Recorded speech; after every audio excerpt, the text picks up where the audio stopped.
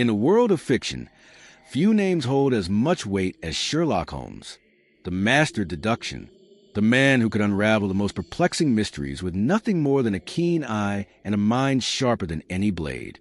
His cases, though thrilling, were bound by logic, anchored in reason, confined within the realm of the explainable. But what if there was one case that defied all reason, one that could not be solved, could not be explained, could not even be spoken of? For more than a century, we have been led to believe that the final published stories of Sherlock Holmes marked the end of his investigations, that Sir Arthur Conan Doyle had documented his last adventure, leaving no mystery unsolved. But what if that was never the truth? What if one case was so disturbing, so inexplicable, that it was erased from history? Some say it was meant to be lost. Others claim it was stolen. But those who have come close to its secrets whisper something far more unsettling, that it was never meant to be found. Over the years, there have been rumors, scraps of paper, fragments of forgotten letters, mentions of a case too horrific to print, a case so horrifying that Doyle himself refused to let it see the light of day, the pages detailing it missing, locked away, or worse, destroyed. Yet, some claim to have seen them. Some claim they still exist. Tonight, we go beyond the fiction, beyond the stories we thought we knew. Tonight, we search for the missing pages of Sherlock Holmes' final case. But be warned, some questions were never meant to be answered, and some stories should never be told. There are stories that are forgotten, lost in the endless tide of history. And then there are stories that are taken, deliberately erased, their pages torn, their words burned, their very existence denied. Not because they are unimportant, not because they hold no meaning, but because they hold too much. What if I told you that the world's greatest detective once took a case so disturbing, so unexplainable, that it was never meant to be told? That this case, his last case, did not simply disappear, but was made to disappear? Sherlock Holmes was a man of ironclad reason, a mind honed by observation and deduction, an intellect that stood unmoved by superstition, fear, or the irrational. He was a seeker of truth, untangling the darkest webs of deception, facing the cruelest of criminals with nothing more than his relentless logic. And yet, as history would have it, there was one truth that he did not reveal, one mystery that, even for him, remained unsolved, or worse, one he refused to solve. In 1927, Sir Arthur Conan Doyle published his final Sherlock Holmes story, closing the book on an era that had captivated the world. The great detective's adventures had reached their conclusion, his triumphs forever inked onto the pages of literary history. But what if that ending was never truly written? What if the final chapter had been torn away before it could ever be read? A case that led Holmes to something beyond deduction, a case that, according to those who searched for it, wasn't left out by accident. It was buried, hidden in plain sight, its pages stripped from time itself, leaving behind only silence, a silence that has lasted for nearly a century. The first whispers of this missing case came quietly, unremarkable at first. The occasional mention of an unfinished manuscript, a reference to a lost story that never saw the light of day, the kind of mystery that might be dismissed as literary myth, a footnote in Doyle's long career. But those whispers never stopped. They returned again and again, resurfacing like something clawing its way from the depths. Scholars, collectors, and researchers who had spent their lives studying the works of Doyle began to notice something off, a gap in the timeline, a space where something should have been, but wasn't. Letters from Doyle himself hinted at an unresolved tale, one that he had once written but never published. There were references to notes that could not be found, drafts that had seemingly vanished. There was mention of a case, an event that he described only once cryptically, before he never spoke of again. And then, the most chilling clue of all, a series of pages that, by all accounts, should exist, pages that belong to a final case, but have never been seen. The clues were scattered, fragmented across time, but the picture they formed was undeniable. Somewhere locked away, or perhaps destroyed entirely, were the missing pages of Sherlock Holmes' final case. And if the rumors are to be believed, the story they contained was unlike any other. It was a case that should never have been taken. A case that challenged not just Holmes' intellect, but something deeper. Something that could not be reasoned with. something that no amount of deduction could explain away. And the deeper we search, the more unsettling the question becomes, what was so terrible about this case that it had to be erased? Was it simply a tale deemed unworthy by its creator? A discarded draft? A story left unfinished? Or was it something else? Something much, much worse? In the decades that followed Doyle's passing, there were those who sought the missing pages. Some believed them to be hidden in a private collection, tucked away in the library of a collector who knew more than he let on. Others insisted that the pages had been burned, destroyed by the author himself in an effort to bury something he regretted ever writing. But the most unnerving theory of all was that the pages weren't lost at all, that they were taken, that someone, something, ensured they would never be found. Because there are some cases, some secrets that are meant to remain unsolved. But what if we found them? What if the missing pages were never truly destroyed?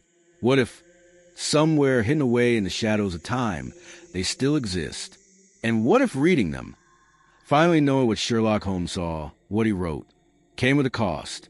There's an old belief that some knowledge is too dangerous to possess, that some things, once understood, can never be forgotten. And those who have searched for these pages, who have come too close, have reported strange occurrences, inexplicable events, a sense that they're being watched, an overwhelming dread that follows them, even in sleep.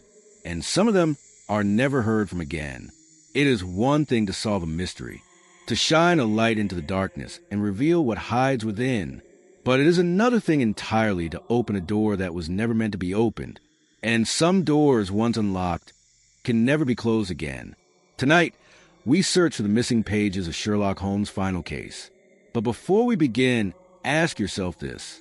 If a case has been erased from history, if even the greatest detective of all time could not, or would not, solve it, then perhaps the real question isn't what happened to the missing pages. Perhaps the real question is, should they stay missing? In the world of literature, there are books that are lost to time, manuscripts that have crumbled into dust, stories that never found their way into the hands of a reader. But then there are those that are not lost by accident, stories that vanish not because they were forgotten, but because they were meant to disappear, because their existence poses a question too dangerous to answer, a truth too unsettling to confront. Sherlock Holmes, the master of deduction, the man who could make sense of the inexplicable, was never defeated by a case. Never once did he walk away from a mystery without reaching a conclusion. But there is a difference between failing to solve something and choosing not to solve it. And when whispers began to surface of a lost case, a final investigation that was erased from history, one question emerged, looming over the legacy of the world's greatest detective. What did Sherlock Holmes uncover that had to be hidden forever? The story begins with an unnamed collector, a man whose name does not appear in any official record, whose existence is known only through second-hand accounts. He never sought fame, never sought recognition. He worked in shadows, trading in knowledge that was never meant to be sold.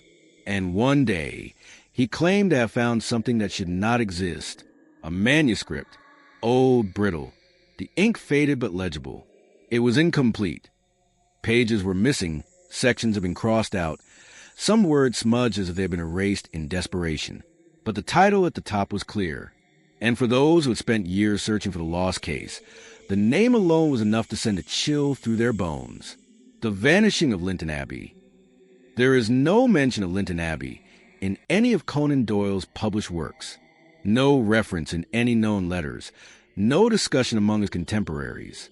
And yet, the name had appeared before, once, decades earlier, a passing reference in a private correspondence, a letter sent by Doyle to an unknown recipient. The letter itself was uneventful, nothing of importance, except for one line. There are some stories that should never be written, some questions that should never be answered. I am reminded of Lynton Abbey, and I shudder.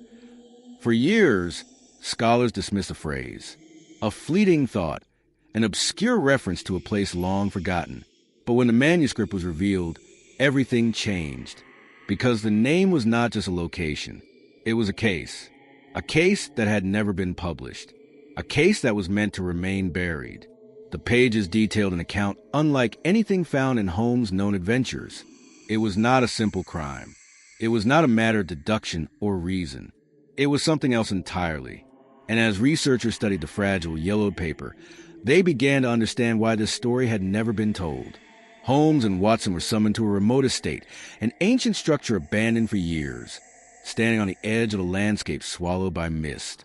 The request for their help came from a desperate man, a nobleman whose family had owned the land for centuries. His message was brief, urgent. Something was wrong. People were disappearing, and those who remained refused to speak of what they had seen. At first, there was nothing remarkable about the estate, a ruin long forgotten, overtaken by time. But as Holmes walked through the halls, he noted the absence of something. Something missing, something unseen but unmistakable. It was a silence. It was wrong. Not the silence of emptiness. Not the silence of a place long abandoned, but something else. The kind of silence that presses against the ears, that makes the skin prickle, that feels unnatural. And then the first clue. In the library, amid the crumbling remains of books untouched for decades, one volume lay open. A journal. The final entries of a servant who had vanished without a trace. The words were frantic, scrawled in shaking ink. Pages filled with desperate warnings, unfinished sentences, thoughts that trailed off into nothing. And at the bottom of the last entry was a single line. It watches from the walls. Holmes, a man of logic, a man who scoffed at superstition, did not react. He did not comment. He did not dismiss it outright. But Watson noted something, a hesitation, a flicker of something he had never seen before in his friend's expression. Not fear, but something close to it. And then the second clue, a door locked from the outside, a room untouched for years, dust thick in the air, undisturbed. But inside, the walls told a different story. Scratches, deep, uneven, stretching from the floor to the ceiling, as if someone or something had tried to claw its way out. That night, the house was quiet. The fire in their room burned low, the shadows stretching long across the floor. Holmes sat in his chair, fingers steepled, eyes closed, thinking, always thinking. But Watson could not sleep. The feeling had followed him into the room, settled in the air like a weight pressing down on his chest. And then the knock, soft, at first, a single, deliberate tap against the door. Then again, louder, and then the sound of something dragging along the floorboards outside. Watson sat up, breath caught in his throat. The air was heavy, thick, unmoving. He turned to Holmes, expecting to see his friend unfazed, unconcerned. But Holmes was already standing, his hand hovering over his revolver. And in the dim light of the fire, Watson saw something that made his blood run cold. Holmes' hand was shaking. The door did not open that night. The sound did not return. And when morning came, there was no sign that anyone had ever been there. But the pages of the manuscript continued. The case was far from over. And as Holmes pressed further into the mystery, the events that followed would push even a great detective to the very edge of reason. But then the pages stopped, the story unfinished, the conclusion missing, and the final words written before the account abruptly ended. It knows we are here. What happened at Lynton Abbey? Why was this case never published? And what did Sherlock Holmes encounter that made even him afraid to write the truth? The missing pages have never been found, but those who have searched for them have all said the same thing. Some stories are not meant to be told, and some pages are better left unread. There are places in this world where time stands still, where the air feels thick, unmoving, where every footstep echoes too loudly, as if the walls themselves are listening. Places that exist on no map, that history has tried to forget, and yet their presence lingers, not just in the stories told about them, but in something else, something that cannot be seen, only felt, a weight in the air, a quiet warning that those who enter may never leave. One such place is Lynton Abbey. It was meant to be nothing more than a forgotten estate, a relic of the past, a crumbling ruin with no significance beyond the stones that held it together. But for those who lived near its walls, for those who had heard the stories whisper from one generation to the next, it was something far worse. They spoke of sounds in the night, footsteps in empty hallways, doors that locked themselves, shadows that moved where no light should fall, servants who refused to speak of what they had seen, and those who did were never the same again. The estate belonged to a nobleman whose family had owned the land for centuries, a man who should have had nothing to fear, a man of wealth, of power. But the letter he sent to Baker Street told a different story. He wrote of vanishings, of figures seen at the edge of candlelight, but gone the moment one turned to look, of whispers coming from behind doors that had not been opened in years.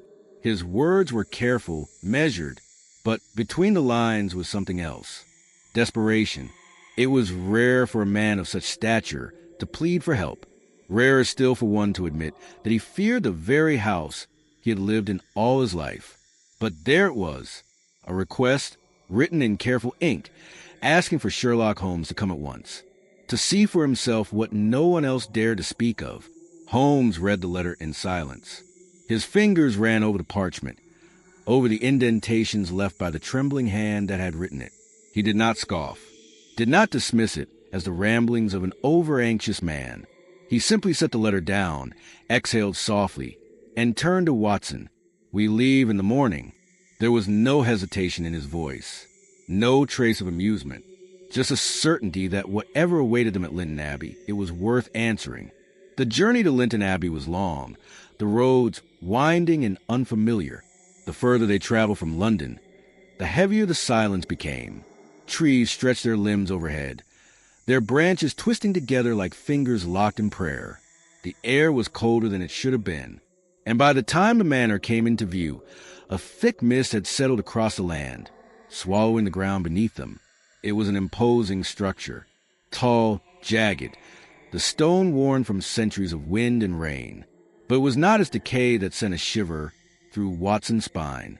It was a feeling that settled in his chest the moment the carriage stopped, a sensation he could not explain, like stepping into a place where something had been waiting, watching, waiting for someone to return. They were greeted by a servant, a man whose face carried the weight of sleepless nights.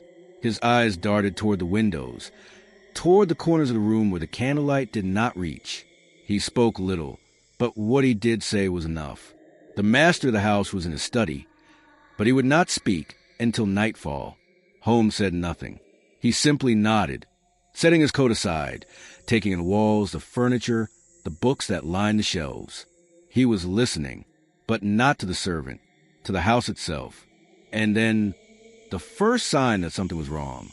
A book, one among hundreds, standing slightly askew from the rest.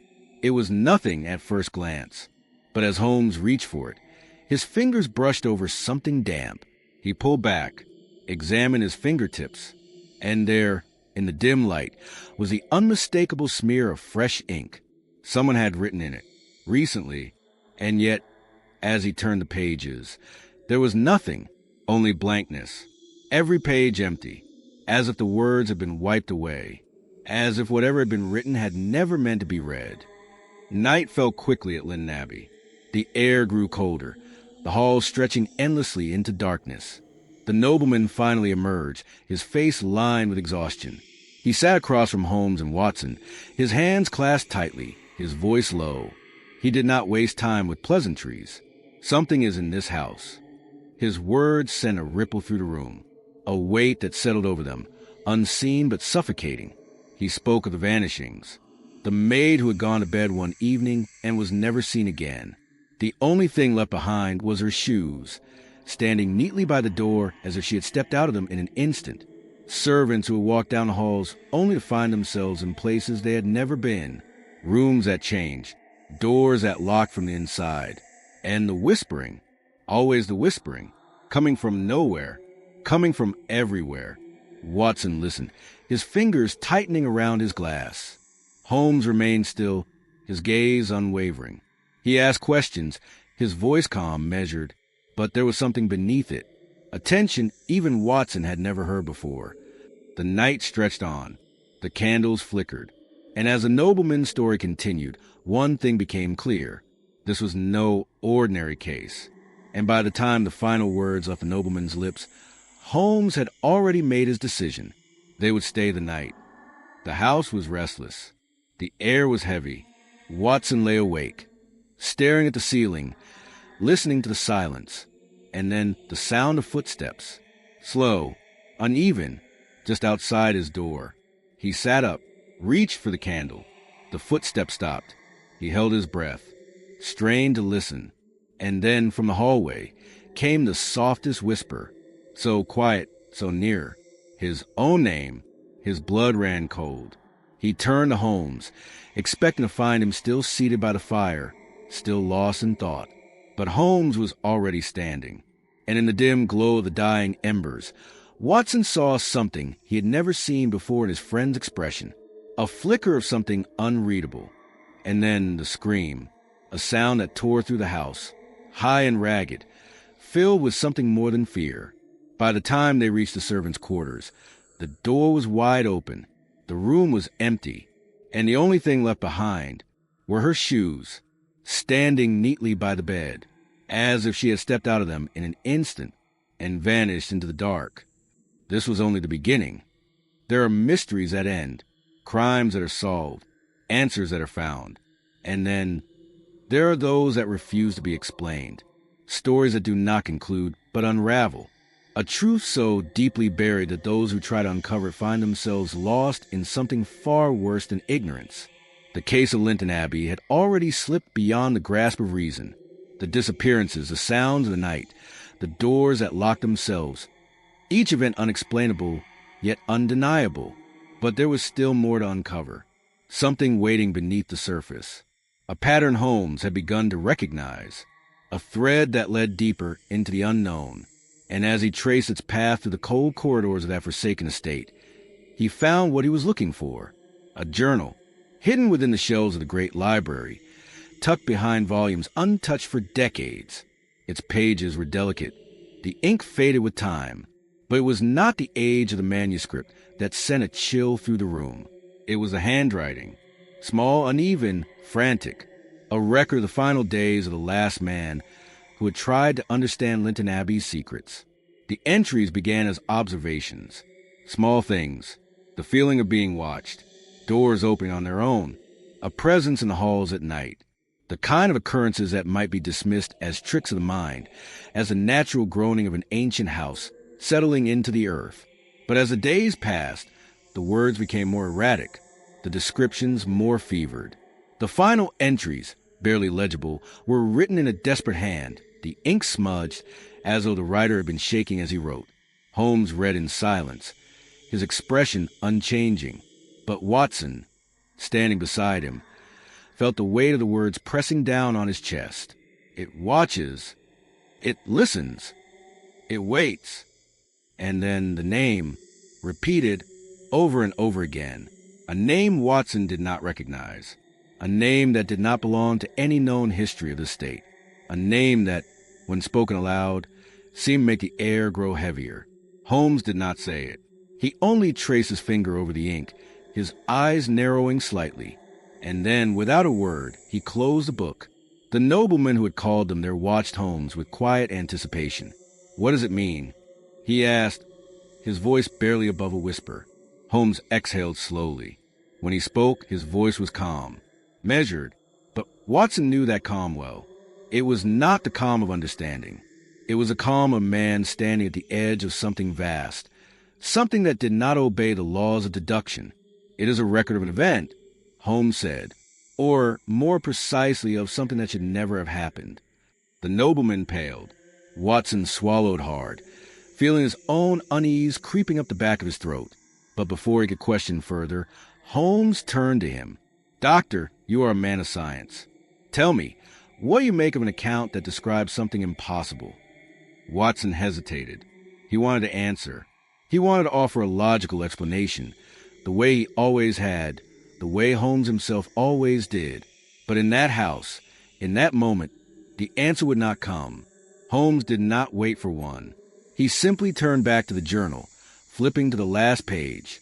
And there, scrawled in trembling ink, were the final words before the entries stopped entirely. "It is here." That night, Holmes did not sleep. Watson watched him as he sat near the fire, the journal in his lap, his fingers drumming slowly against the cover. the name repeated over and over again in his mind, the symbols written in the margins of the journal, shapes he did not recognize, and the feeling that had followed them since they arrived. Something was wrong. Holmes had faced criminals, conspiracies, assassins, masterminds. He had stared into the minds of killers, outwitted the most devious of men. And yet, this was different. Watson had never seen his friend hesitate before. But now, in the dying glow of the fire, he saw something in Holmes' face that made his breath catch. A flicker of something foreign, something unnatural. And then the seance. It had been detailed in the journal. A ritual conducted decades ago. A gathering meant to speak to something beyond this world. But it had gone wrong. Holmes did not believe in such things. But he did believe in cause and effect. And if something had been disturbed in that house, then there had to be an answer. He stood, smoothing his coat, his voice quiet but firm.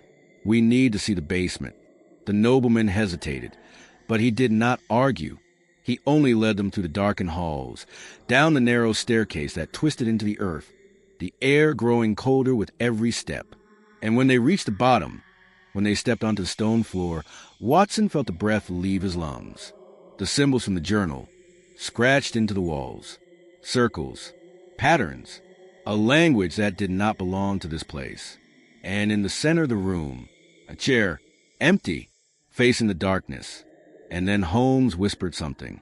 Watson barely heard it, just a breath of a word, a fragment lost in the shadows. But the moment it left his lips, the candles went out. The darkness swallowed them whole. And the last thing Watson heard before the world was consumed by blackness was Holmes whispering one final thing. "I understand now." When Watson woke, the room was empty. The chair was overturned. The symbols on the walls gone. And Holmes was nowhere to be found. He searched the house, every corridor, every room. He called for Holmes, his voice echoing through the empty halls. But there was nothing, no sign that he had ever been there at all.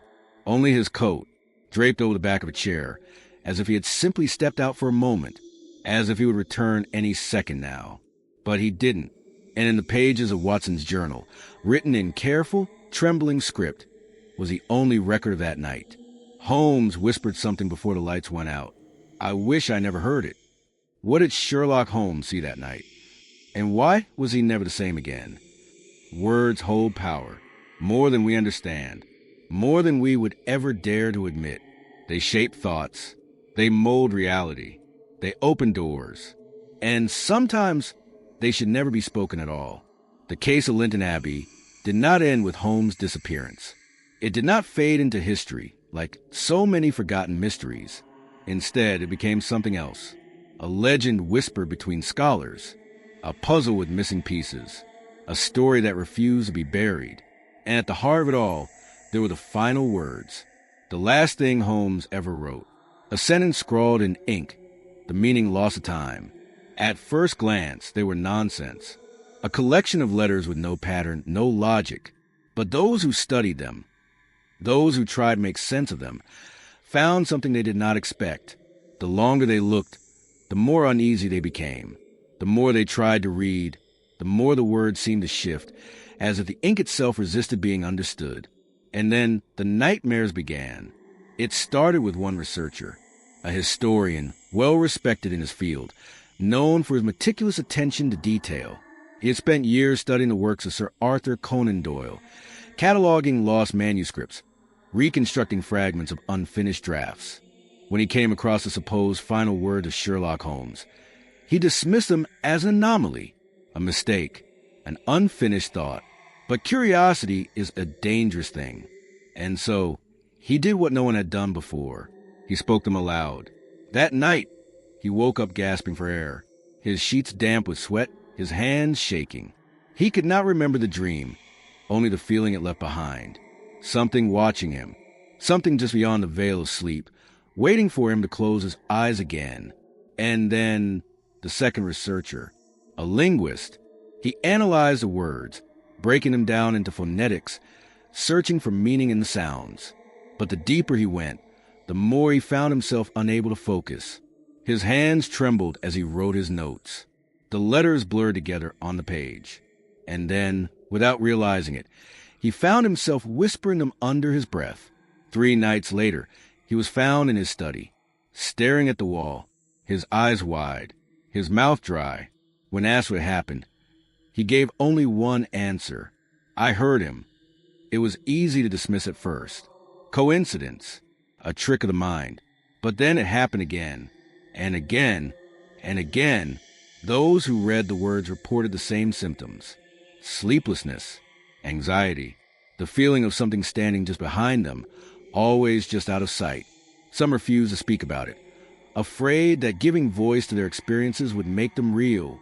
Others tried to rationalize it, tried to convince themselves that it was simply an overactive imagination. But the patterns were undeniable. The words did something, and those who spoke them were never the same. The most unsettling account came from an archivist, a man who had spent his life handling ancient texts, deciphering forgotten languages. He believed himself immune to the superstitions that plagued others. And yet, after studying the words for several days, he left his office abruptly. He refused to return. He refused to speak of what he had seen. But late one night, months later, he made a call to a colleague. His voice was hushed, his breathing unsteady. It's not the words, he whispered. It's what listens when you say them. Then the line went dead. The mystery deepened. Linguists, historians, cryptographers, all who attempted to decipher the final words of Sherlock Holmes came away changed. Some left the field entirely. Some refused to speak of their research ever again, and a handful of them disappeared. There were theories. Of course, perhaps the words were simply nonsense, a trick of the mind that caused paranoia in those who were already looking for something to fear.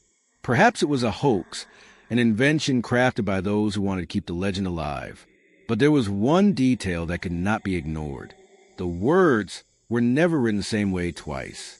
Every transcript of the phrase, every attempt to record it, changed. Letters shifted, words rearranged, as if the sentence did not want to be contained, as if it refused to be understood. And the question that no one dared to ask aloud was this: if the words changed, was it because something was rewriting them?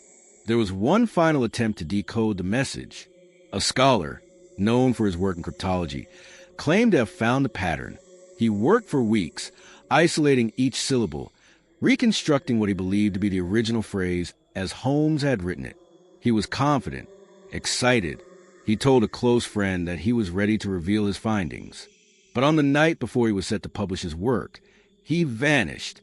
His apartment was undisturbed. His notes left neatly stacked on his desk. His chair slightly pulled back as if he had just stepped away for a moment, but he never returned. And the only thing left on his desk was a single piece of paper, a fragment of the sentence he had been trying to reconstruct, written in shaking, uneven letters, a phrase that no one could understand, a phrase that, even now, remains unspeakable. Would you read these words aloud? Tell us in the comments, if you dare. I heard him. Some stories have endings. They close like a book, their pages sealed, their mysteries solved. They are wrapped in conclusions, tied together in a way that allows the mind to rest. But not all stories end. Some refuse, some linger, stretched between what is known and what should never be known. Sherlock Holmes was a man of logic, a mind untangled from superstition, a figure untouched by fear. He was methodical, calculating, precise. He sought answers where others saw impossibility. But what if, just once, he found something that was never meant to be solved? And what if solving it meant losing himself? The case of Lynton Abbey should have been another chapter in his legacy, another puzzle unraveled, another crime laid bare in the cold light of reason. And yet, something changed that night.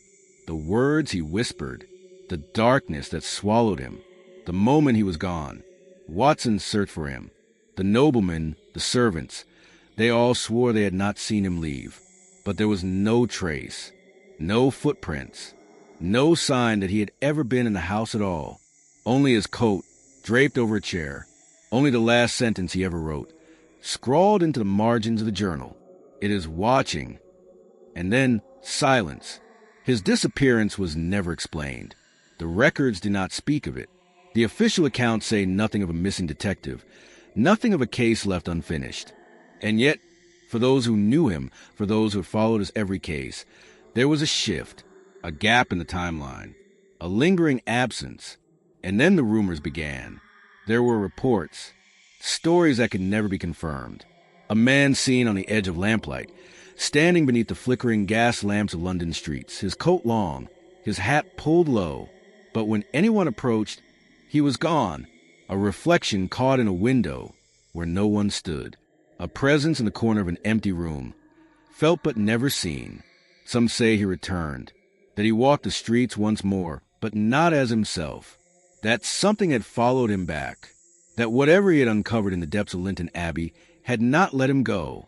And then there were the letters written in Doyle's own hand, never meant to be found, letters that spoke of something that had gone wrong, something that should never have been touched, a case that should never have been opened. But most disturbingly, they spoke of a presence that remained long after Holmes was gone. In his final days, Doyle became reclusive. Those who knew him said he was troubled, haunted by something he could never quite explain. His notes, his drafts, there were gaps, pages missing. He spoke less of Holmes, less of his most famous creation, as if the detective had ceased to be a character in a story and had become something else entirely. And then there was the last photograph. Some say this was the last image ever taken of him before his death, that in the days leading up to it, he spoke of shadows that moved when no one was looking, that he felt watched, that he believed he had made a mistake, that in writing Holmes, in bringing him to life, he had created something that refused to stay on the page. And then the final scare, a silhouette, recognizable, the outline of a coat, a hat, a familiar figure standing in the dark, but where the face should be, nothing, a void, a blank space where features should have been. No eyes, no mouth, no expression, just emptiness, the outline of a detective who no longer existed. Would you still call him the greatest detective? Or something else? It is watching. Some stories fade with time, their edges worn down, their details softened, until they become nothing more than distant echoes, forgotten names, lost pages, events that once held weight, now buried beneath layers of history. But then there are the stories that do not fade, the ones that refuse to be forgotten, the ones that linger at the edges of our understanding, waiting for someone to ask the wrong question, to look too closely, to uncover something that was never meant to be found. And this is one of them. Sherlock Holmes was not meant to vanish. He was meant to endure, a figure trapped in the pages of fiction, bound by ink and paper, forever within the safe confines of story. But stories do not always obey the hands that write them. And some words, once spoken, take on a life of their own. Holmes was never seen again. Not truly. Not as he was. The records say he continued on, solving cases, his mind as sharp as ever. But those who look closely, those who study the gaps in the stories, the subtle changes in tone, the moments that did not align, they began to notice something. A shift, a presence. Something watching. Sir Arthur Conan Doyle, the man who brought Holmes into existence, never spoke of his final days. The official account is simple. A man at peace, his life's work complete. But then there are the letters, the final fragments of his writing, the unfinished notes scrawled in the margins of books, never meant for publication. And in those notes, a theme returns again and again, a question repeated in different forms, over and over. Did I create him or did I bring him here? For decades, scholars have debated what happened at Lynton Abbey, whether the missing pages ever existed, whether Sherlock Holmes, the most rational mind in literature, truly faced something that could not be explained. And yet, one fact remains. Those who have searched for truth have all said the same thing. They feel watched. You might feel it now. The weight of something just behind you, the pressure at the base of your skull, the sense that if you were to turn your head too quickly, you might catch a glimpse of something you do not want to see. But there's nothing there, right? And now the question remains. Do you believe it? Do you believe that somewhere, in the gaps between reality and fiction, in the spaces where lost pages whisper to those who dare to seek them. Something remains, something waiting, something watching, something listening. Tell me, have you ever read a book that shouldn't exist? Have you ever felt that a story was waiting for you? Tell us in the comments if you dare. Subscribe now, but don't say I didn't warn you. He is watching.